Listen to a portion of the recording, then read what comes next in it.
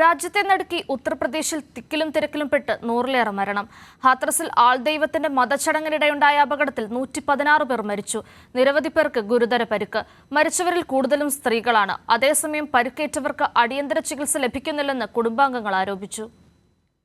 യുപിയിൽ യോഗി ആദിത്യനാഥ് മുഖ്യമന്ത്രിയായ ബി.ജെ.പി. സർക്കാരിന്റെ കെടുകാര്യസ്ഥത വിളിച്ചോതുന്ന മറ്റൊരു ദുരന്തം കൂടി. ഹത്രസിലെ രതിഭാൻപൂർ ഗ്രാമത്തിൽ ആൾദൈവം ഭോലെബാബയുടെ സത്സംഗിനിടെയാണ് തിക്കിലും തിരക്കിലും പെട്ട് ഇത്രയേറെ ആളുകൾക്ക് ജീവൻ നഷ്ടമായത്.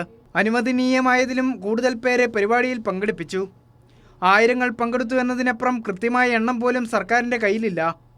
പന്തലിൽ നിന്ന് പുറത്തേക്കുള്ള വഴി വീതി കുറഞ്ഞതായിരുന്നു.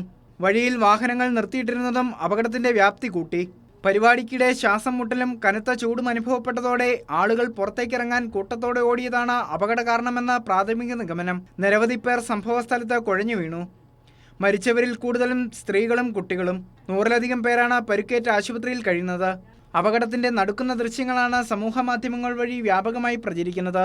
अभी इसमें जिला प्रशासन अपनी तरफ से पूरी इसमें कार्रवाई कर रहा है, जिसमें कि सभी घायलों को अस्पताल और जितने भी अन्य लोग हैं उनको वहां से निकाल के अस्पताल भेजा जा रहा है. अभी एग्जैक्ट नंबर बताना संभव नहीं है. यहाँ पे जो अभी CHC से जो मुझे डॉक्टरों ने बताया है कि लगभग 50 से 60 के आसपास की एक फिगर एक हैं जो मृतक हुए हैं. അപകടത്തിന് ശേഷം മന്ത്രിമാരെയും ഉദ്യോഗസ്ഥരെയും സംഭവസ്ഥലത്തേക്ക് അയച്ച സംസ്ഥാന സർക്കാർ അന്വേഷണം പ്രഖ്യാപിച്ചു. അതേസമയം അടിയന്തര ചികിത്സ നൽകാൻ ആവശ്യമായ സജ്ജീകരണങ്ങളില്ലെന്നാരോപിച്ച് ഹാത്രസ് മെഡിക്കൽ കോളേജിൽ പരിക്കേറ്റവരുടെ ബന്ധുക്കൾ പ്രതിഷേധിച്ചു.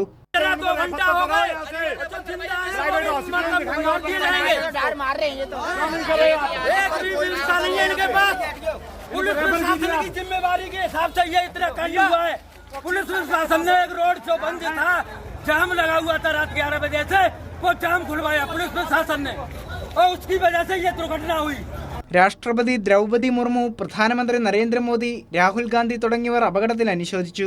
മരിച്ചവരുടെ കുടുംബങ്ങൾക്ക് 2 ലക്ഷം രൂപയും പരിക്കേറ്റവർക്ക് 50,000 രൂപയും പ്രധാനമന്ത്രിയും UP സർക്കാരും ധനസഹായം പ്രഖ്യാപിച്ചു. 10,000-കണക്കിന് ആളുകൾ പങ്കെടുക്കുന്ന പരിപാടിക്ക് UP സർക്കാർ വേണ്ടത്ര ക്രമീകരണം ഒരുക്കിയില്ലെന്ന വിമർശനം ശക്തമാണ്. കൈരളി ന്യൂസ്, ദില്ലി.